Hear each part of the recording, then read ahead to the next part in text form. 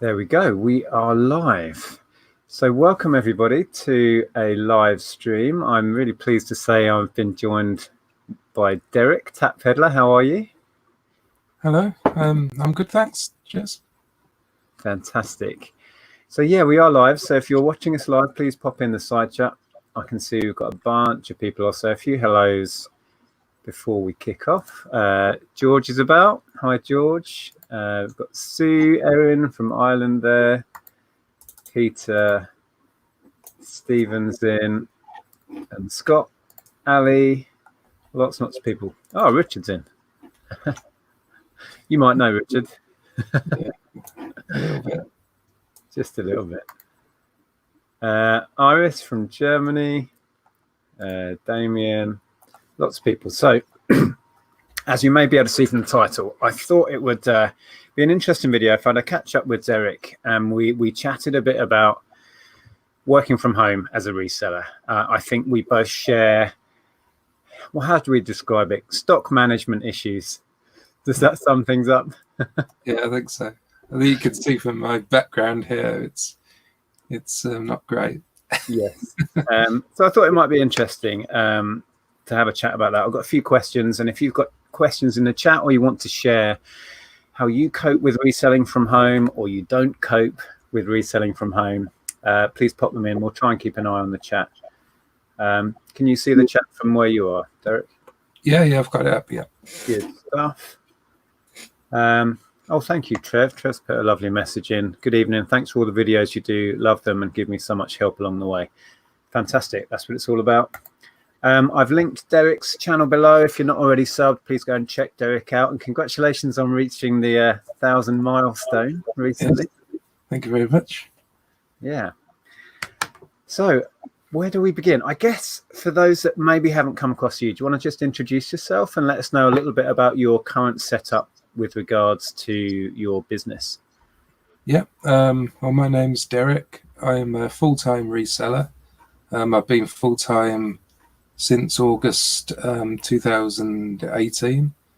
And before then, I was part-time for about a year. It's building up the business before I made the decision to resign, which was quite a big decision. But I've been reselling on and off probably since the late 90s, started at car boot sales, that sort of thing. Found eBay, as everybody did, and went to car boots and bought stuff and then tried to resell it for a profit. But I never really realized that, it could be on the level where you could actually have an income from it until, the last few years, really. So yeah, now I'm full-time and yeah, doing it, working from home and trying to make a good go of the business. So you said working from home there. So if we share both of our setups regarding how we deal with it working from home. So are you in an office there? Or are you inside the house? Where are you? Yeah, so in my house, I've got it's almost like a corridor. So off the hallway, I have a door that I think on one of Andrew's lives, he described it as a dungeon. So you go through this door and then it's down like a corridor, which used to lead to what was a man cave type place, which is now my office. That's basically where I'm sitting now. Right. But also off that corridor is an old toilet, because it's a 1980s cottage, and the toilet, because I'm renovating the property. So you just said 1980s. Did you mean 1890s? 1850s, sorry. Oh, right. Okay. So it's quite old. So there's a toilet which I don't use anymore because I've basically built a new toilet elsewhere in the house. Okay. So down this corridor is where the business starts, basically. So originally that was just a corridor, and then you got to my office. Now I have about 3 or 4 shelves along the corridor. So I now keep unlisted stuff on there. And and in the old toilet, that's all shelved out. I'd say it's an old toilet. It's really just a room, but it happens to have a bath in, a sink and a toilet. But none of them they're all plumbed in, still work, but none of them have been in use for the last few years, because I've got a big bit of wood across the bath and I've got shelving basically on top of that. And I've got some shelves that are basically floating over the top of the toilet. So there's like the normal shelving unit, and then right at the very bottom there's like a toilet seat. Wow. So if it works quite well because it allows me to store all my unlisted stuff. So yeah, I remember when I first kind of got to know you, and you did a video where you were fixing up outside storage, and I believe you're still using that. I've seen a picking video or two from the outside storage, so you've also got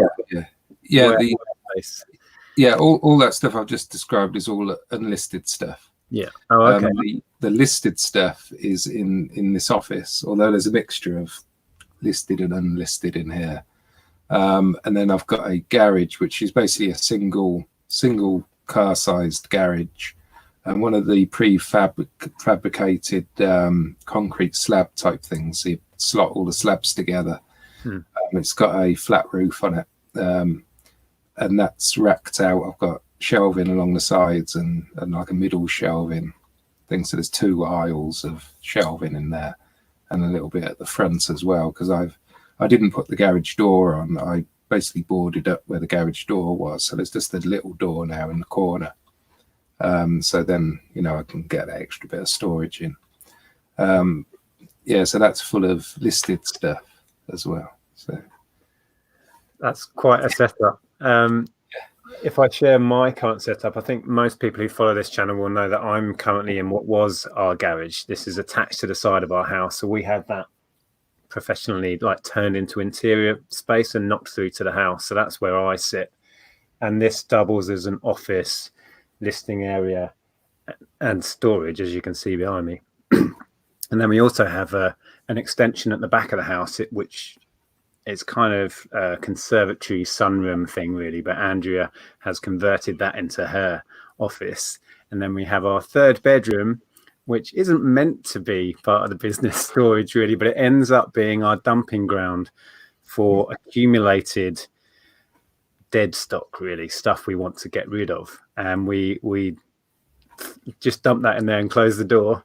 But everything now for our business is at home. We've had retail outlets, and we've had office and storage rented off-site. But now everything is at home. Oh, and we have the loft as well. I don't know if you have a loft there, but we have a loft which I've actually filmed in there a couple of times. I can barely move in there again, but it needs organizing. So that's my setup, and it is a bit chaotic, to be perfectly honest. Well, my loft is actually empty. It's quite a long loft because the house is just very long. It's like a long sort of house. I've got part of it has got my sort of personal stuff, but about 3/4 of it is completely empty. So that's another option one day, is to put a little bit of storage up there. Yeah, definitely. I think lofts are great, actually, if you've got a decent ladder. I mean, when I fitted this place, didn't have an actual fitted loft ladder when we moved here, and putting the loft ladder in was a game changer because it becomes so much more usable. I used to have to balance on top of the balustrade and pull myself up, and it was ridiculous. I would have killed myself sooner or later. So putting one of those extendable aluminium ladders up there was absolute game changer. And I boarded it all properly, put some lighting up there, and I don't think we could cope doing it from home with the level of stock we have. That's another issue that we'll get onto. We couldn't cope currently without that space. We'd have had to have had some sort of extra storage. So that's been really handy. I'm seeing questions and stuff come in. We'll try and touch on those maybe a bit later. But I want to get through this list of questions. So when I spoke to you about this, I kind of said we'd talk about stock management. So is there a system. Do you have a system of management, and how does that work? I mean, the way you described it, it sounded chaotic, but do you have a system? Yeah, I mean, from the outside world, it probably does look quite chaotic, but in here, I know what I'm doing. Right. So until it gets listed, it's pretty chaotic. I mean, if I go to a car boot sale, it will come in, it will sit usually around sort of the entrance to the this corridor that I've talked about. The original idea was to put the shelves in, and then stuff would go straight onto the shelves from the car boot sale. Unfortunately, the shelves got full, and now I'm back to the same problem I had before, sort of thing. So it sits outside there until I list it, which I do try to do pretty quick now. Try to get that into that routine. But yeah, as soon as it's listed on eBay, I'll take the photos and I'll write down on a bit of paper the location of where I'm going to put it in my storage. Mm-hmm. So in my storage, I have shelving, which is numbered. Basically, I've got shelving on the left-hand side, and all of that is shelved L 1, 2, 3, 4, 5, all the way along from the back to the front. So then I've got the same on the right hand side, which is R 1, 2, 3, 4, and then I've got the middle one, and then I've got some at the front as well. So they've all got their own numbers. Yeah. And I've also, for the stuff you can see in the background here, all of those shelving have numbers as well. And the way I label it is quite strange, really, because like I recently put a new shelf next to a radiator, so that shelf is called Rad, and then Rad 1, Rad 2, Rad 3. It really doesn't matter as long as you know the reference. Yeah, and that white unit's there is W, because W white. Yeah, and then they're all numbered. All the cubes on there are numbered, and I use the SKU feature in eBay to say where it is. So yeah, when I take the photos, I mean, I'll probably show you here. I basically write down what I've took the photo of and where I've put it. They're all the numbers and stuff, and then I put it away in the storage, even though it's not listed. It's gone. And then when I get round to listing it over the next 3 or 4 days, I know exactly where I've put it, and I can just work through all my photos and add it to the SKU. So when you're actually listing, I think we talked about this because we had a chat on this channel a couple of years back, that when you list, then you don't necessarily have the item in front of you. No. I mean, I couldn't do that. I have to have the item there for fear of describing it wrong or something. Yeah, well, sometimes I do, and I do list things pretty quick after I've took the photo. So you're talking like either the same day or the next couple of days. Yeah. And then I repeat the process. So I can always go out there and get it if I think, I'm sure there was something I have to mention on that, a scratch or whatever it is. Yeah. So I can always go out and get it. That's the benefit of having it just literally out. It's literally outside the door there. Yeah. This garage. So I can just walk out there and get it. I was just thinking, it's interesting hearing you describing your filing system that to you makes perfect sense, but you can see that if somebody else were to step into your business, it would be hard for them to understand it. I mean, to the point where I list my stuff and I know my system. Andrea lists her stuff and knows her system. If she's out or something and an order comes in, I think, I'll just go and grab that jumper that Andrea sold. I struggle to cope with knowing, and she would have no idea. I mean, I have loads of this here. This is my C bay, and then I've got an A bay, but then next to that is F, just because I'd used up all the other letters, because there's shelving also in the spare room with car parts on. And then there's a random box there that's labeled differently. There's a little cabinet up there that's for small things, and I guarantee Andrew would have no idea. So yeah, it's definitely a one-man operation, my side of it, and Andrea's is definitely separate. Yeah, I mean, if I was sort of, I don't know, taking ill or something like that, I'd have to get somebody to do it for me, then they'd have no chance. No chance. Exactly. So we touched on having a backlog, and you described, having this setup where new stock comes in and gets put on these shelves, and they're full up, so it goes on the floor. And I've been there many, many times. You've probably seen pictures of this office where there's a little pathway through the stock to the end. Yeah. So should we just stop buying stock when we filled up the available space? Or as I've put it here, is it just part of the job having a backlog? And does being an opportunist require building up a backlog and an overflow? What's your take on that? Or is it a flaw in us? I think there should be maybe a limit to it. I think having a backlog's quite good because you've always, like now, the car boots aren't very good, or they're not on at all, depending on where you live. And then you can source from your own backlog. Mm-hmm. And you make hay when the sun shines. You get all the stuff in the summer, and then during the winter you've got it there. I'm fairly lucky because my boot sales are still quite good because they're inside and stuff near me. But a couple of months ago, I really I was looking around and I was thinking I've got way too much stuff here. So I have tried to stop sourcing throughout January, although I've gone to a couple of auctions and things, and I bought a few things, but not a great deal. Usually if I go to a car boot sale or an auction, I come home with the car completely rammed, packed full of stuff. Yeah. I think it's a good idea to have some stuff, but I think there is a limit. And I'm trying to work through the backlog. Ideally, I'd like it not to be on sort of around me on the floor, because that's just down here. There's a big pile of stuff, and that's all stuff needs sorting. But in the old bathroom storage, all of that could be probably organised a little bit better, and then I'd just be able to source from that area, and then have like the corridor bit for new stock coming in. So if I go to an auction, it goes straight on those shelves, and then it leaves those shelves and gets listed. And then if I got nothing else to list, I can then go into the backlog. Yeah, that would be the ideal thing for me, and that would be my limit. Basically, one small room of backlog stock.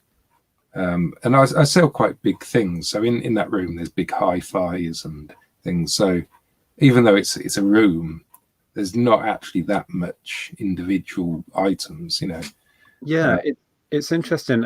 I've kind of tasked myself with really trying to make a dent in the backlog, and similarly to you, I would like to get to the point where all of my unlisted stock is in here on the shelves, and I just need to work through it.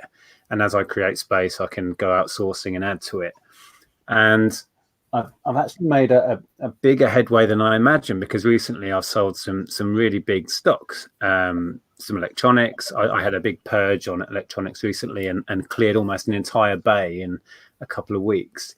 So it's not as bad as I imagined, but then I go in the loft and remind myself, I go up there every time and I find stuff I didn't even know I had, can't even remember where I got it from. It's a bit crazy in that sense. Yeah. Talking about that, do you manage to lose stuff or forget it's there? And does it frustrate you? Because what I hate doing is I'll build up a job lot of something, and then because I'm disorganized, I'll then list it and then stumble across something else that would have been perfect to go with it or something. And that frustrates the hell out of me. And that's one reason I really want to shrink the backlog down to a manageable size, so I don't get those frustrating moments where I lose stuff or forget I had something that would have been perfect to sell at a certain time of year or with something else. So do you find that happens? Yeah, just yesterday I found a bundle of Kevin the Carrot toys that should have gone on at Christmas. Wow. I've got I've got a giant one listed, and I've got one of the smaller ones listed. But yeah, I could have got those on and put them as a nice little bundle instead of just having the one. So that's a good example. And there's other things like I think there's some Lego sets in the in the unlisted storage that need building and stuff. And yeah, it's quite easy to because I could bundle those Lego sets up because they're not very good ones. They're really low value ones. But I've got Lego sets in here as well, and so there's things like that, and speakers for hi-fis. I've got the hi-fi unit that maybe I bought a hi-fi unit at an auction and it's broken, but the speakers are fine. So I'll get rid of the broken unit, but I'll keep the speakers for when I get a decent system to go with it. But then when I do actually eventually get that system, I forget that I stored away these speakers and things like that going on all the time. That describes me to a T. It really does. So I mean, we're both in a similar situation in that we work from home, and that has its limitations. But I mean, what would you say if people are watching this and they're maybe thinking about building up their business and they want to run it from home? I mean, we've been talking about the negatives really mostly, but what are the positives that you can see for running your business from home, specifically a reselling business? I mean, working from home's good. I mean, I did have experience working from home before as an employee for a programming company, so I got that sort of to compare it against as well. But at that point, then I found it really hard to actually turn off. Like at the end of the day, it was so easy just to go back to work. And I find that a little bit with the reselling as well, because you're always available on your phone. Somebody messages you at 10 o'clock at night and says, what's the measurement of this? It's so easy to go in, check it, and then you're in there for like half an hour messing about.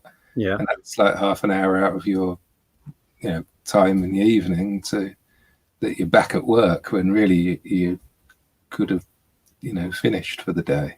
Yeah, it was similar when I worked programming as well. It's the same sort of thing. It was hard to stop working because there was always messages coming in from people overseas and things that their day had started, so they were messaging me, and it was so easy to go back in.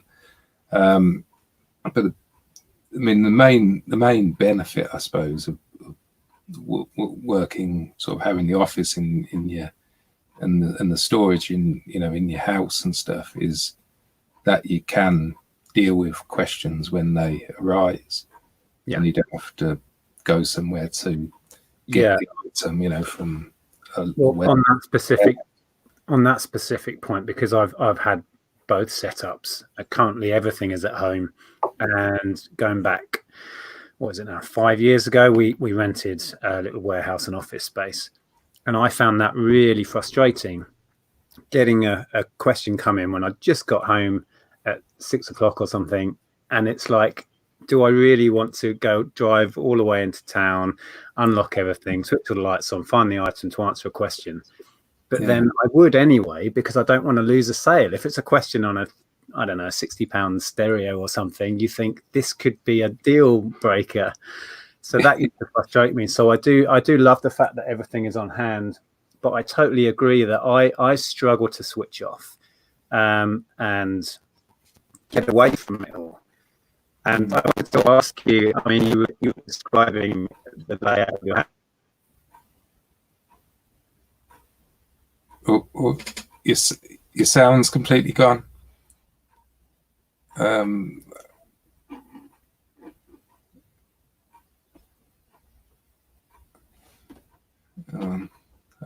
can't hear you.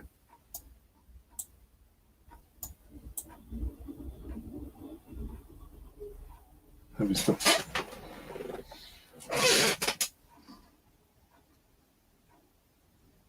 Oh yeah, the people are saying that Nick's mic has gone.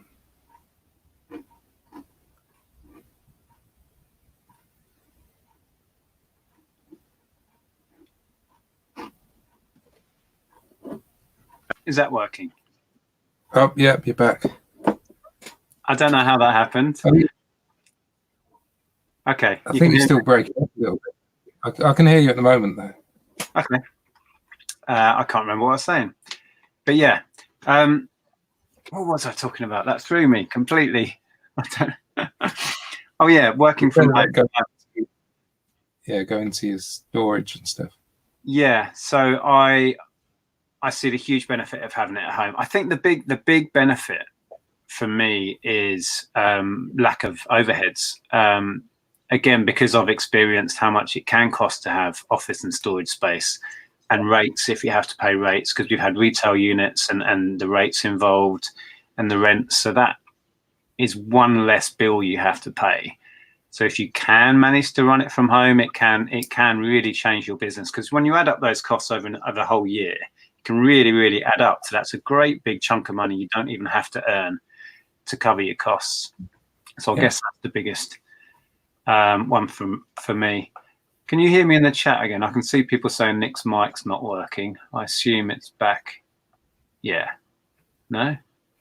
It sounds slightly different than before. I don't know if it's a different mic or something, but it sounds more sort of tinny than it did before. It's fine though. It's not. I can hear it anyway.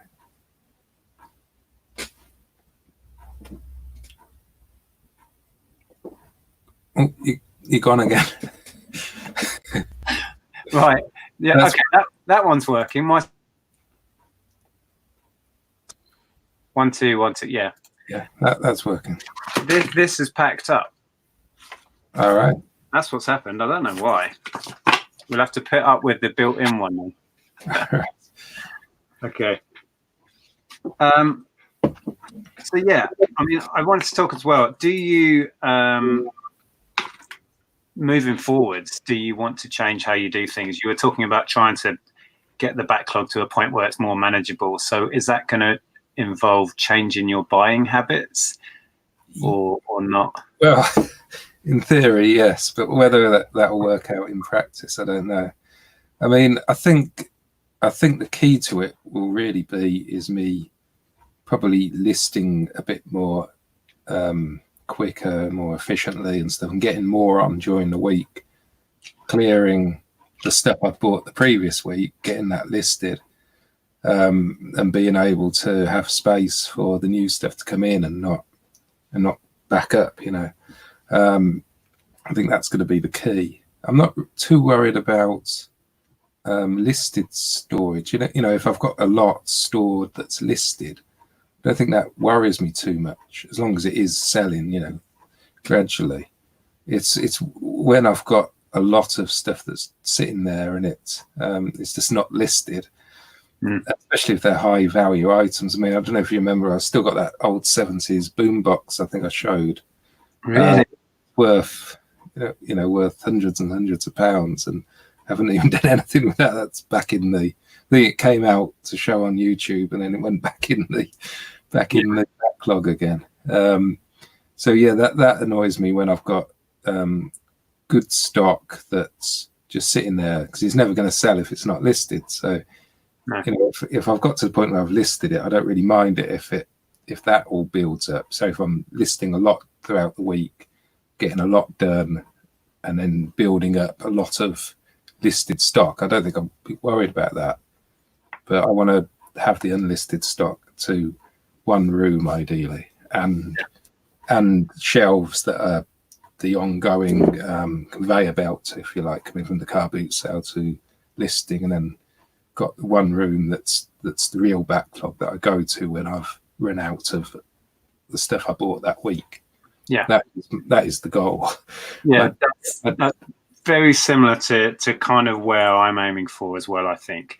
And you use the word efficiency, and that's something that my business has always struggled with, that I personally struggle with being efficient. I'm a very I flit around from job to job. I don't finish things. I then, you know, I'm like, I see a new haul potential, and I might go off buying. In fact, there's potential that I might be involved with another huge haul soon. And it's like, that's another thing. If I don't have space available, if I've built up a backlog and I don't have available space, it could mean I miss out on a huge opportunity.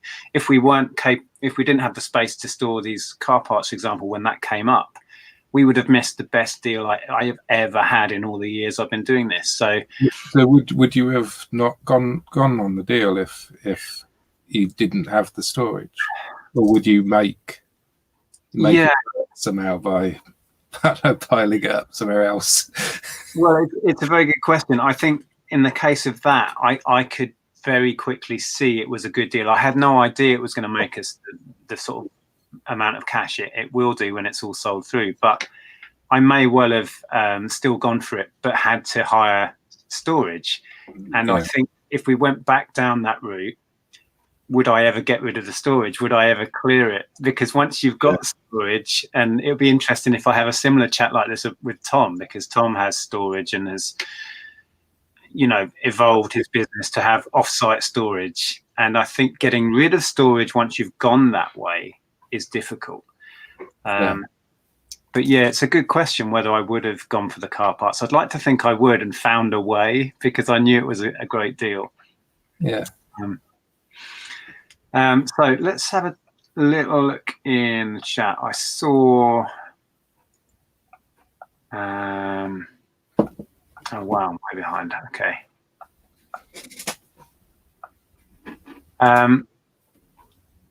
Don't be fake to me says, why do most of us seem to buy stuff and put it on the backlog pile, but sometimes I love listing the newest stuff?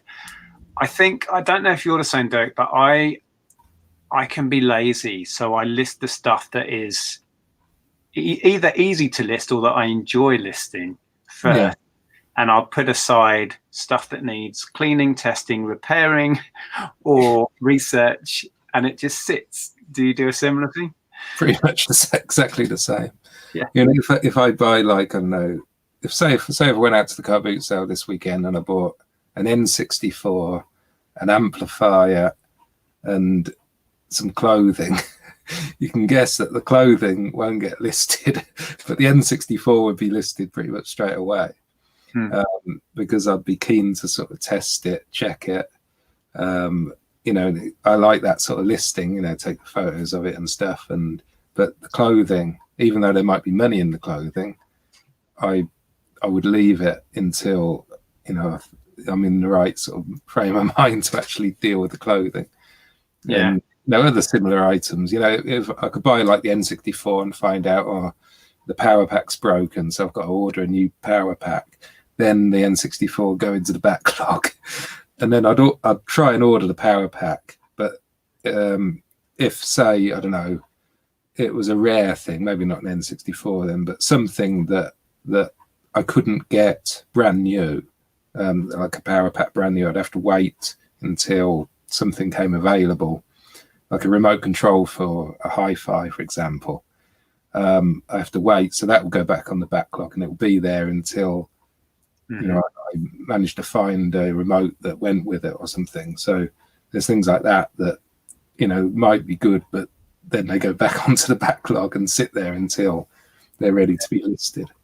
Definitely. And it's not easy to manage that sort of stuff. I mean, recently, you've probably seen in a video, I had a little bit of a splurge and sorted out a crate full of small electronics. So it was just loads of stuff that had built up in there. It wasn't particularly difficult to test. I'd just been kind of chucking it all in the crate, and I thought I'll make a video about this.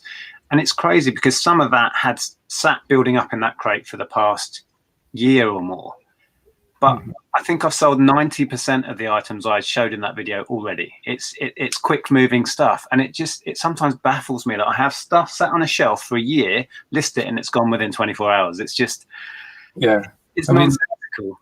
Sometimes in my office, I have things that come in, and it's sort of a big item that I can't really put anywhere else. So it goes on basically on the floor, and I almost step over it when I come into the room, and I'm like stepping over it for weeks because it's something I don't particularly want to list. I don't know, say it's a sewing machine or something like that, and it's a bit of a hassle.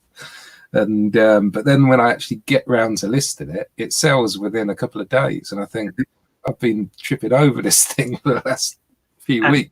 And also, I think it's a mental thing, and we build up things to, like you just said, a sewing machine, it'll be a hassle. But when you come around to it, I mean, recently I've had a Dyson Hoover sat in the corner of the office for at least a year, it's moved around and been parked in every space in this office. I've tripped over it several times.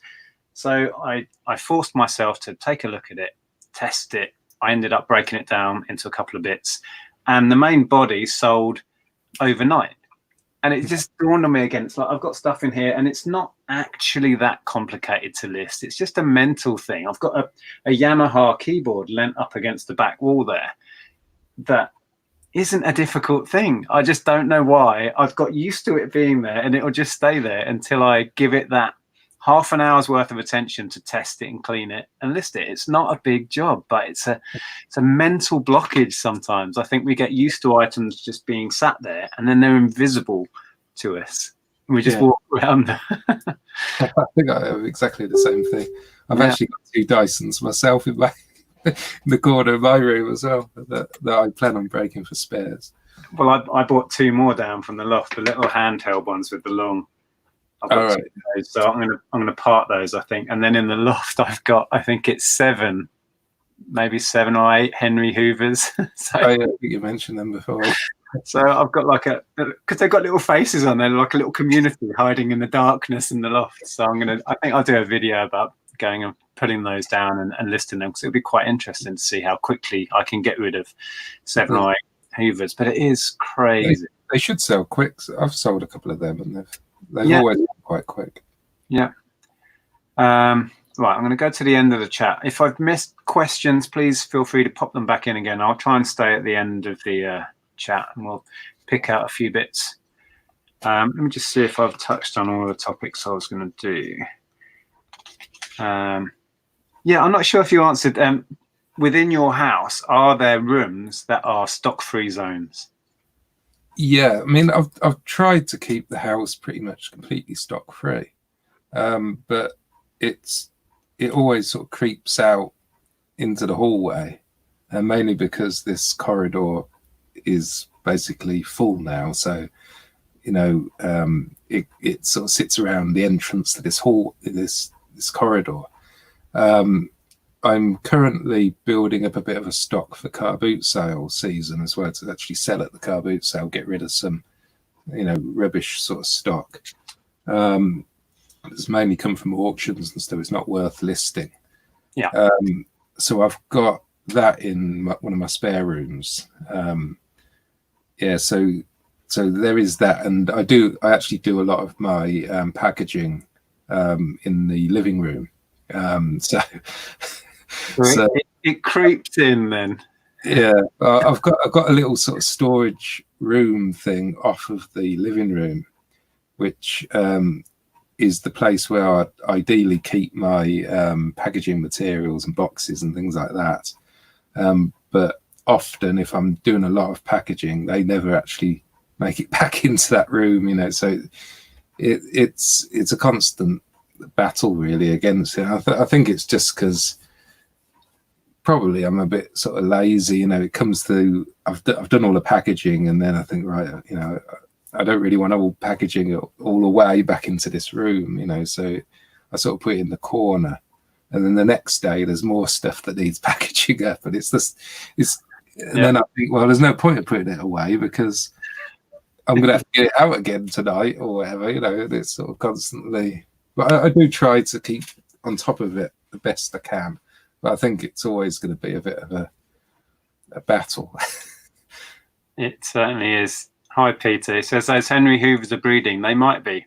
By the time I get up there to bring them down, there might be 20 of the damn things. Yeah.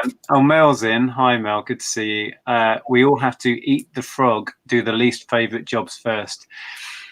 I'm not disciplined enough. This is something, I mean, I've been doing this longer than I care to mention, and yeah, I still put off the jobs that mentally I think I don't want to do. I think it's probably because being your own sort of boss, you can sort of decide what you're going to do. Mm-hmm. It would probably be better if you had somebody there say, no, don't list this N64, you know, list these, you know, yeah, potato peelers or whatever it is, you know, and get the boring stuff listed first. Yeah, I mean, it's like, I know that now with all of the issues we're having with too much rain and flooding, I've got a load of big like industrial plumbing parts that they use for water management and stuff. I've got 6 sacks of them in the loft, and there'll be farmers and all sorts of people at the moment struggling with their water management and drainage, looking for these fixing things. Yeah. And I'm like still not going up there and bringing it down. I'm still dealing with media. I'm still listing down media and toys and easy stuff and books, and it's just nuts. It really is nuts. But yeah, I just highlighted Carl's comment. Hi, Carl. He says, I have about 6 women's jackets, a couple of Levi's to list, and I promised herself or myself I'd do that. That was 2 weeks ago. Oops. See, we're all the same. Yeah. Okay, let's see what other we've got. Somebody had a question for you. Oh, Peter. Hi, Pete. Says, question for Derek. How's all the other bowls you had? You sold one. Yeah, I had 3 sets of lawn bowls that I got at car boot sale and auctions. I sold 1 set, which I told Peter about, but I've still got the other 2 on sale. They're priced quite high though, so they will go eventually. I might have to reduce them a little bit, but yeah. I mean, I don't know if lawn bowls do peak in the summer. Well, the outdoor season is summer, so but bowls is all year round now. There's a lot of indoor. I mean, I've started playing indoor bowls with my father, but I think they might pick up in the summer when that starts again.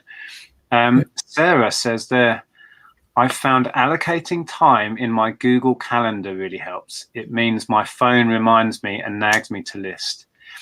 Yeah, well, funny you say that, because when I work from home programming, I did a lot of like using Google spreadsheets and calendars and things like that to organize myself and my team, because I was in charge of the team as well.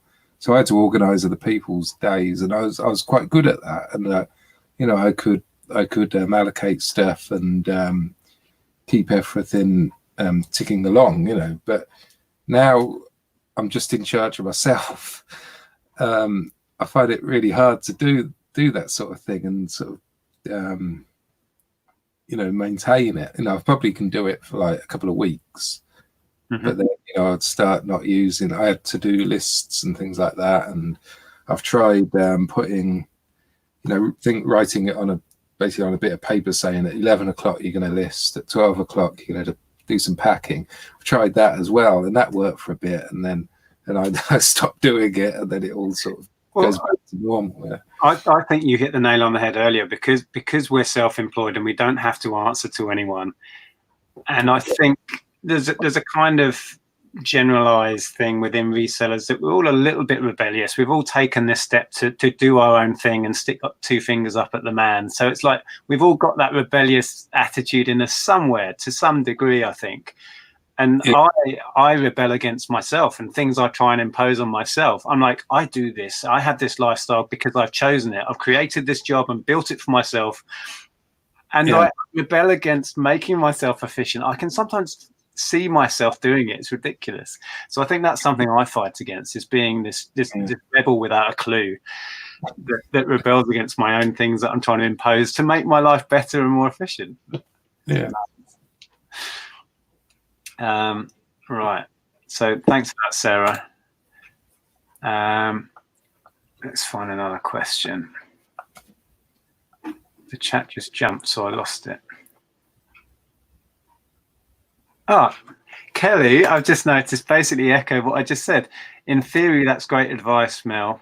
I'm not sure what Mel was saying there, but we're all rebels at heart, even if we're only rebelling against ourselves. Exactly. That's what I'm up against. I'm fighting against myself.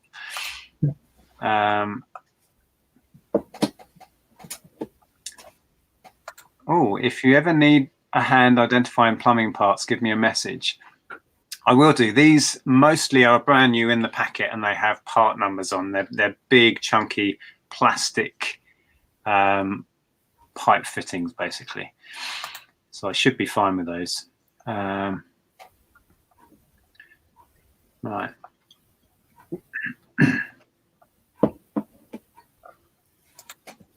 Ashley, hi there, says, when I pick out 5 to list, I've seen Peter the Vinegar Jar does that thing where he has 5 items and he bashes through those and does it in little chunks.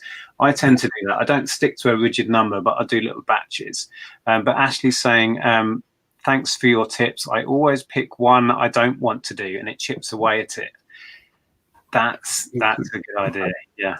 I mean, I've been probably the last 3 or 4 months, when I've been going to the car boot sale, I've always been trying to pick a couple of things out the death pile as well. Not religiously, but you know, I have tried to do that, and it does help chip away. But even then, I choose the good stuff out the death pile. You know what I mean? I see a Sony Hi-Fi in the corner, I would take that out, but that doesn't get the really sort of rubbishy items listed. You know, I mean, I think I did a thread on, I think it was on Andrew's mini mental group the other week, which I was planning to do on a more regular basis, but I only ever did it once, was to in the morning take a photo of a shelf and say, right, I'm going to list this shelf, and then 6 o'clock tonight I'm going to put another photo up of the empty shelf.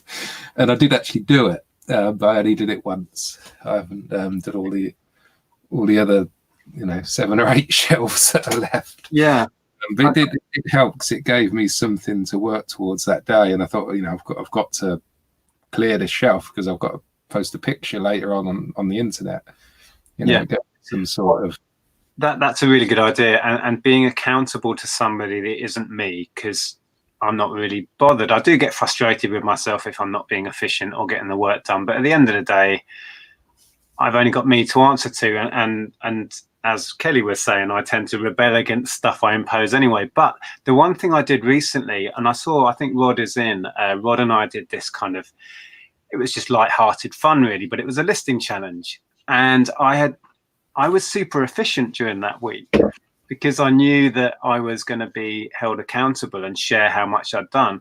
And I also made a vlog of a week, a different time, where I just logged everything that I'd listed. And just the fact that I was going to do a piece to camera at the end of every day and say, I've managed to list X amount, really kept me on track. So I'm going to try and do more listing challenges. I mean, perhaps we should do one like Rod and I did, and just keep track of it for a week, because you'll be surprised how much, if you're anything like me, how much that keeps you on track, because you know you're sitting there thinking, I wonder how much Nick's listed today.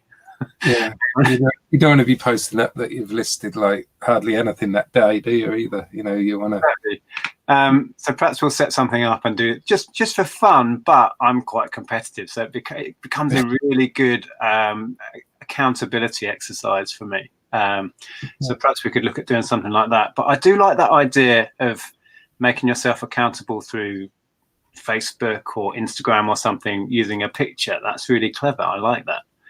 Yeah, I mean, I thought it would be a good idea to try to help me list, you know, clear this. It was basically these shelves where I put the stuff from the car boot sales that backed up. I wanted to clear them, ready to go to new boot sales, and I did actually do it. I did clear that shelf, so it was a productive day. But I only ever did it once. So maybe I'll do it again tomorrow. Maybe. Yeah. It's amazing. I mean, I find techniques that work, and then I just don't employ them long term. It's craziness. Just speaking about it tonight, I mean, it was about a month ago when I did that, and I haven't really thought about it. Almost completely forgot about it. You know, so to do that, I think I need to make it a daily routine or something, or at least a weekly routine, maybe, to do every Monday. Do a shelf or something. You know, or maybe there's something we could work out with a few of us, where we hold ourselves accountable. We maybe do a hangout once every couple of weeks and share how we've got on, or come on and say what we're planning to do over the next week or 2 weeks or something, and know that on a certain date in a week or so, we've all got to come on and go, I did it or I didn't. Yeah. Because for me, that little bit of a nudge to know that I'm accountable to a few friends and to the viewers watching is actually quite powerful. Yeah.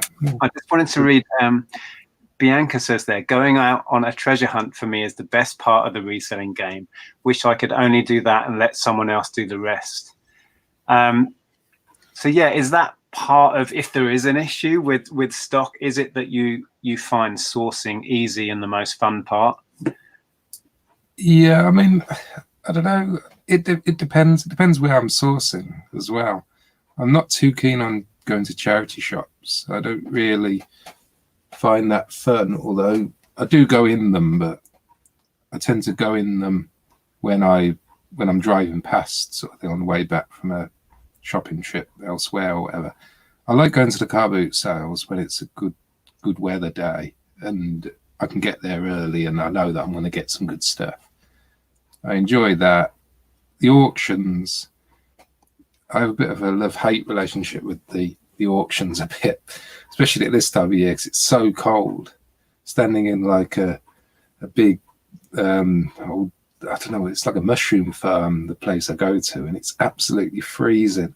Right. And you got to get there, really, you got to get there around sort of 4:30. It starts at 6 o'clock, but you got to have a look around first and stuff. And you're there until about 11, you know, so it's a long time, and a long time being cold, you know, but you can pick up some really good stuff. So I do enjoy the sourcing. I probably enjoy the listing the most, but only certain things. Okay. Like select a few things, you know. That's probably where I've built up these death piles, because I do pick and choose what I list, you know. And so I've got some nice 80s retro things. I'll list them, and then the more boring stuff will just sit on the pile. And then the following week, I'll get some more nice 80s retro things. So I never actually get round to listing the run-of-the-mill don't make, or whatever it happens to be. That for me is a perennial problem, that I have this kind of long, if you see it as a line of things, there's my backlog. I'm buying new things and they jump the queue all the time. It's like, so the ones at the back, the stuff that's been there in the loft in some cases for, I'm embarrassed to say how many years, that never gets touched because there's always new stuff trickling in at the front. Andrea and I have been quite good recently for the past 2 or 3 months and sourced very little, but once spring arrives, the boot sales are here, jumble trails and that sort of stuff, we just don't resist that. We'll go out. so that's if you're there, you can't leave it. If you're there and you see something that you know is going to sell and it's an interesting thing, just because you might have 2 or 3 similar things up in the loft still, you can't leave it at the boot. This is the battle, isn't it?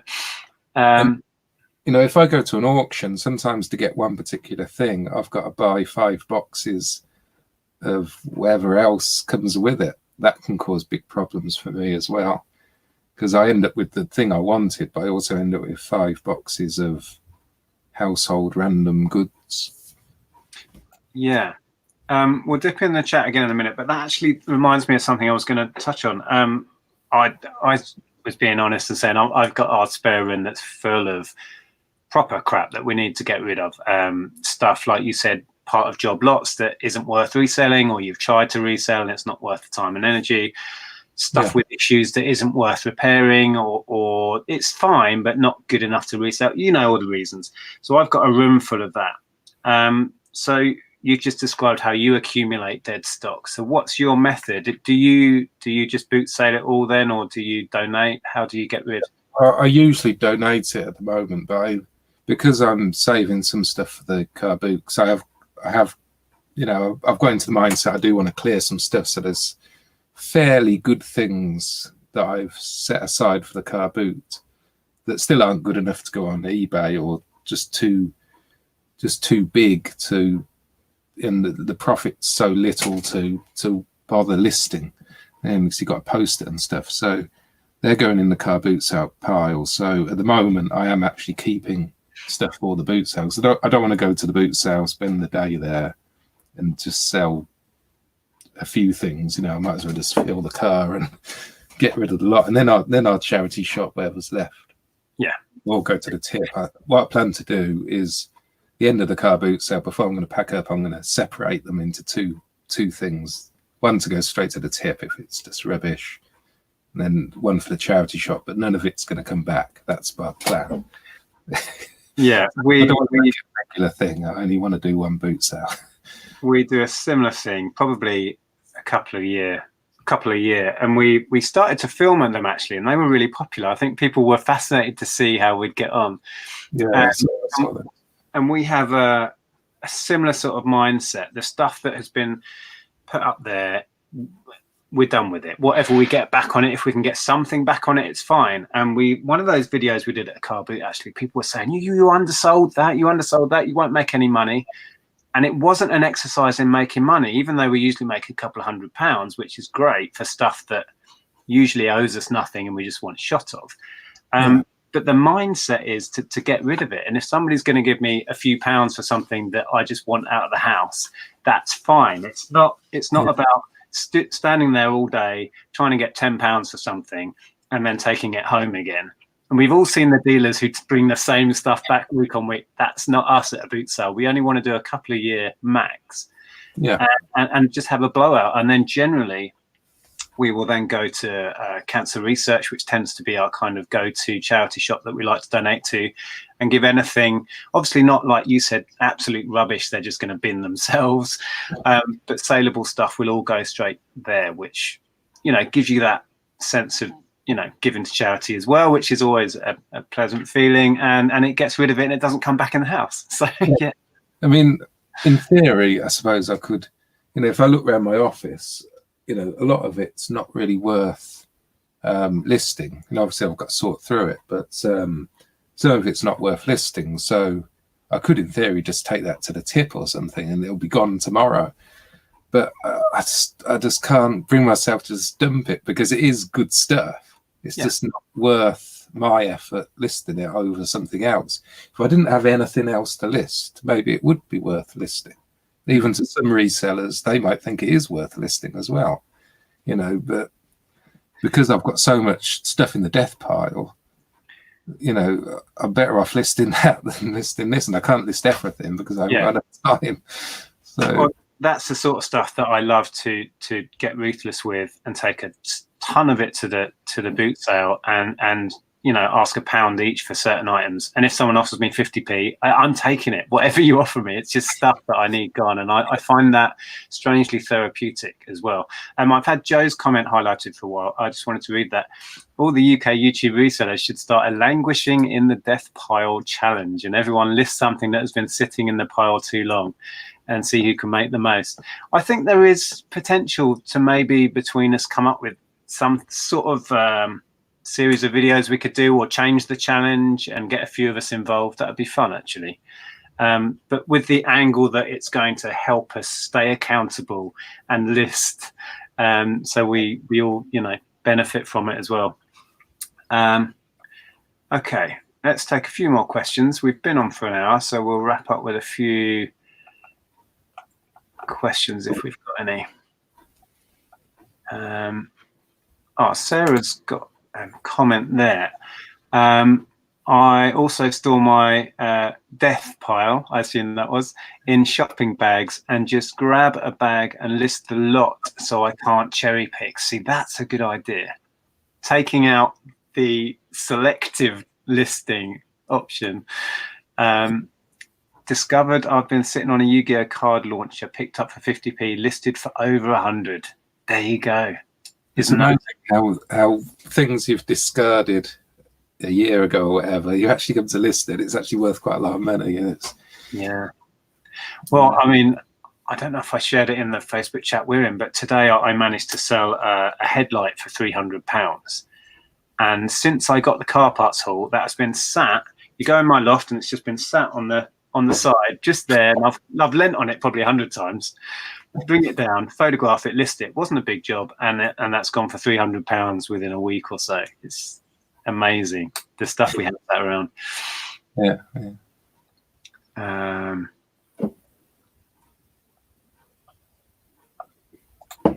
Kim, how are you doing? Has Any one of you listed something you found out later was worth far more than you thought? Had that experience today when buyer sent me a note to pack it well because it's rare. Yeah, had adult moment. So have you had any surprises?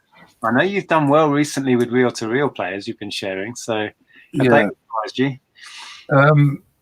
They did actually. I mean, I knew they were worth quite a bit, but a couple of them, when I actually got them home and I've looked them up, properly looked up, because I did it quick at the auction, but on your mobile, it's sometimes quite difficult to get a big picture. But yeah, a couple of them surprised me. There's a few quite high £400 ones and things that I thought were more like 200.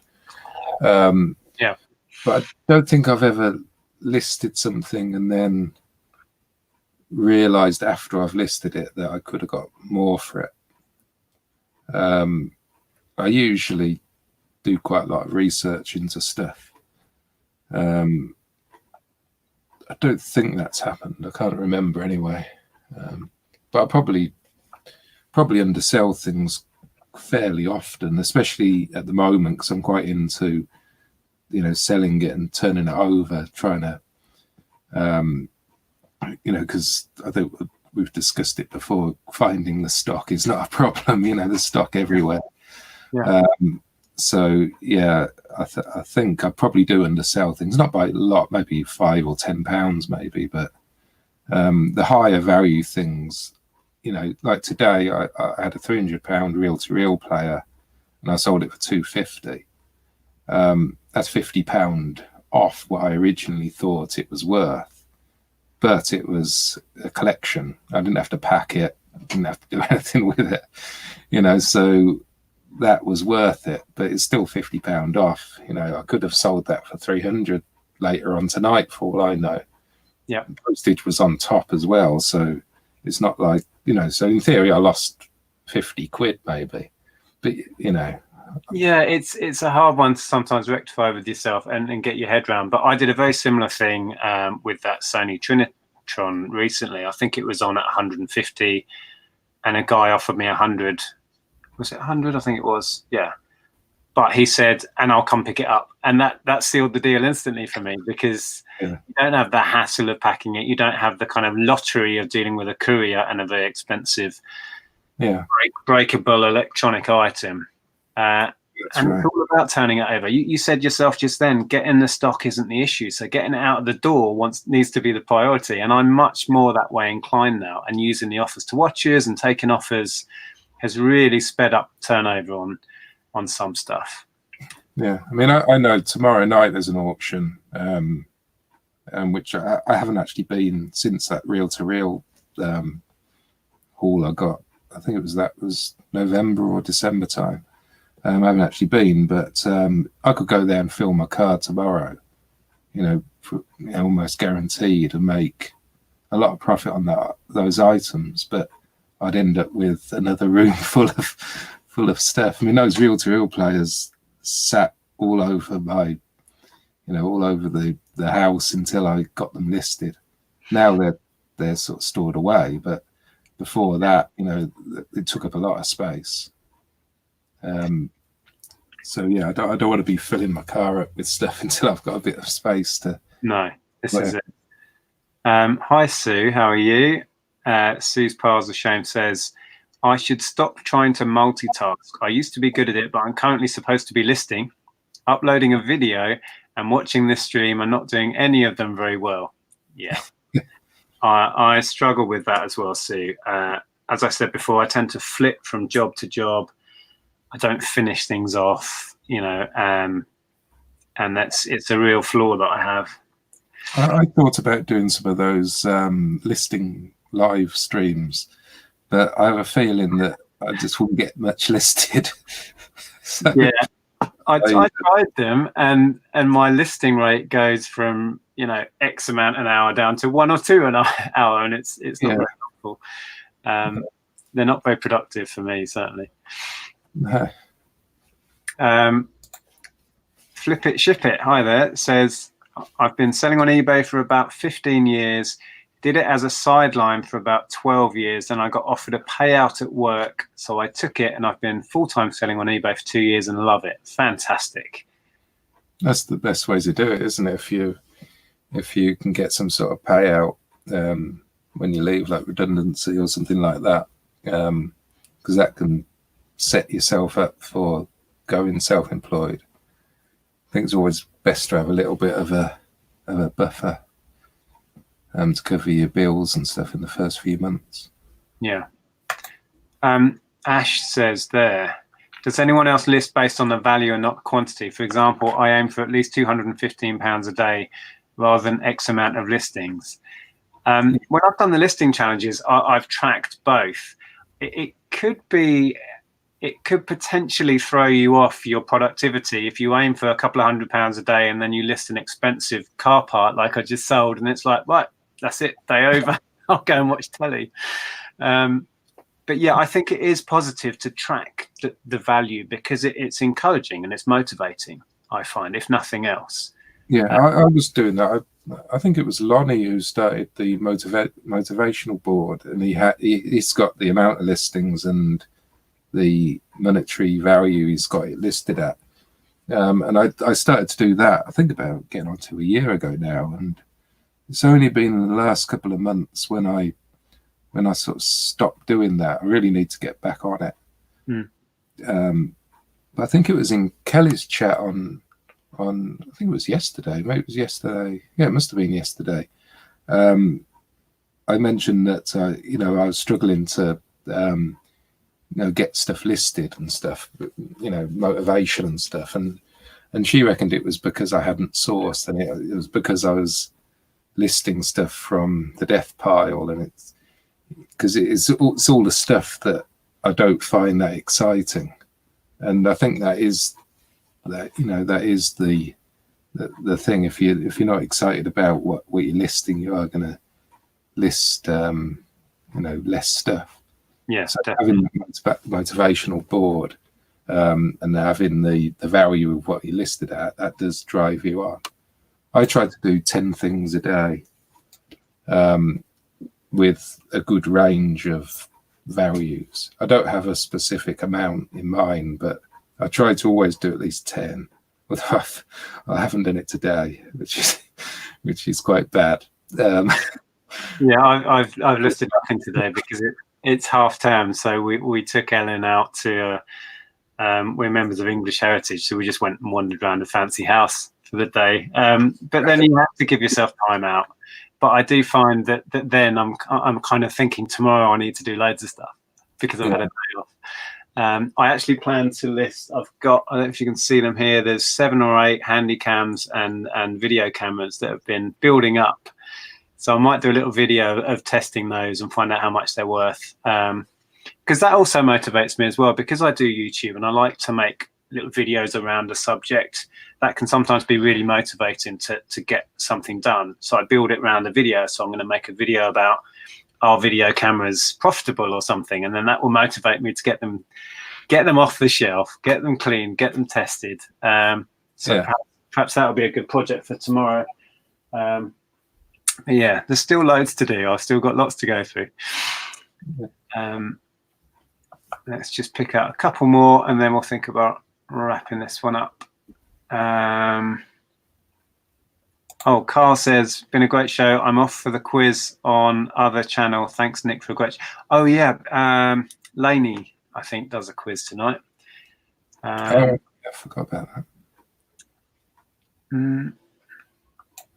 Kelly says there quickly, listed a job lot, hundreds of vintage erasers, nice, on $9.99 auction.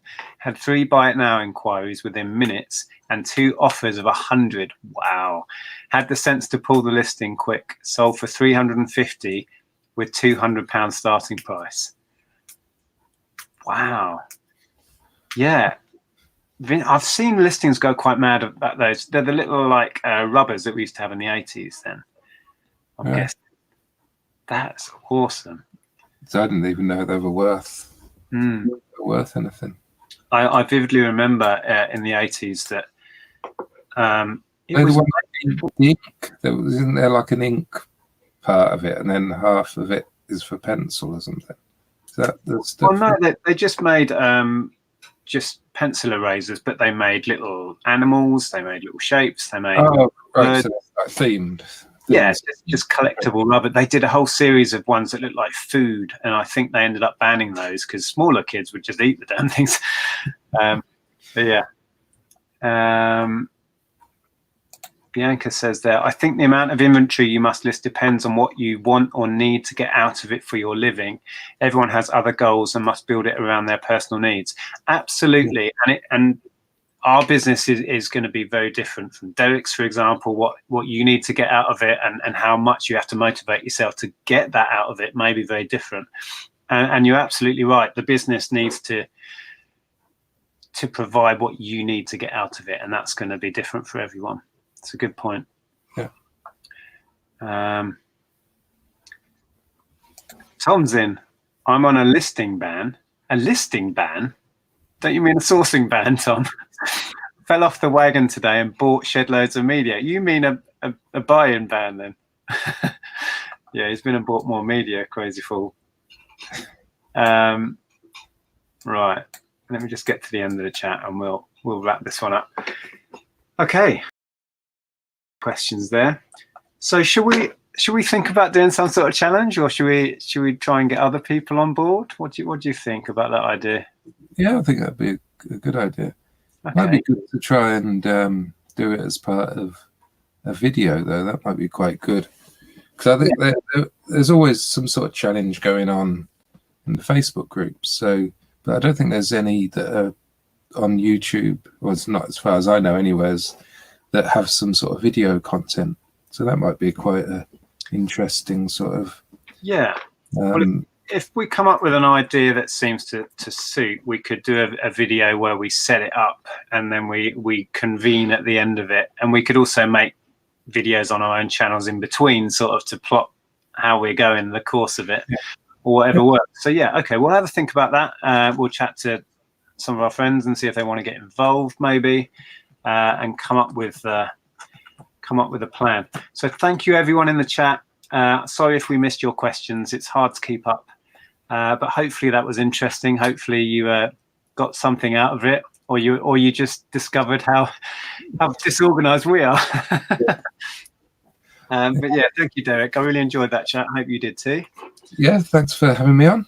No, it's a pleasure. And for those who haven't already checked out Derek's channel, link for that should be below. If that's not working, just put in Tat Peddler in YouTube. It'll come up anyway. So I'll see you all soon. Thanks ever so much for joining me. Right, bye for now. Bye.